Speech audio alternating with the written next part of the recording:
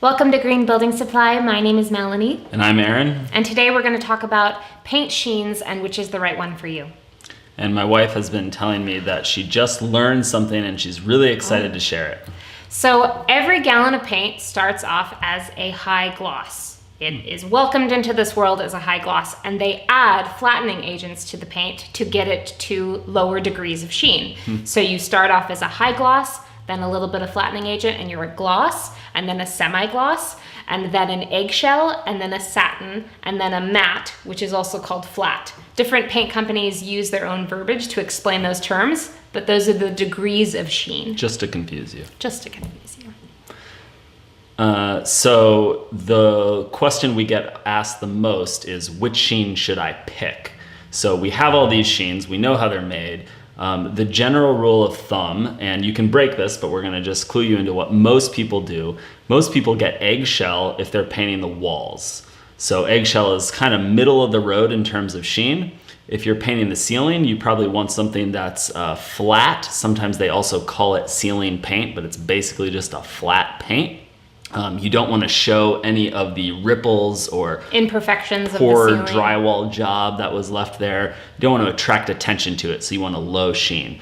And then if you're doing trim, that's when people will use a semi-gloss or a gloss, or I heard you say before, I think it was one sheen up from whatever you're doing the walls. I think that's a nice rule of thumb. Yeah, really I would say the rule is you start from the ceiling is matte. The walls are one sheen up from the ceiling, so they'll be, in this case, eggshell, and the trim or base molding is one sheen up from the wall, and that will be semi-gloss or gloss or high gloss. So what do you paint your kitchen?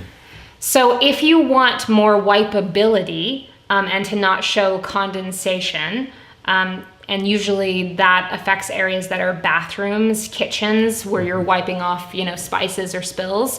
That's an instance where you would want to choose a higher gloss. So that would be a semi-gloss, gloss, or high gloss. So is a gloss paint more durable than a flat paint?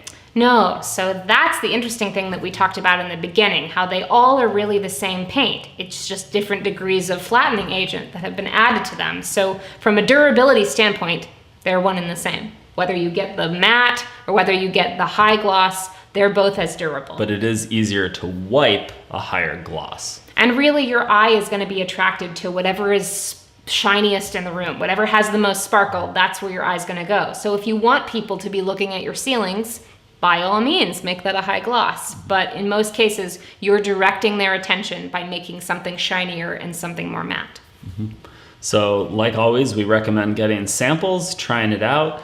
You can also just take a look around next time you're at your friend's house, at a coffee shop. Take a look at their walls, take a look at their trim. See what choices they've made. See if you can figure out what they used. Leave us comments if you have any questions. Otherwise, you can reach us online, give us a call, or send us an email. Thanks for listening. Thank you.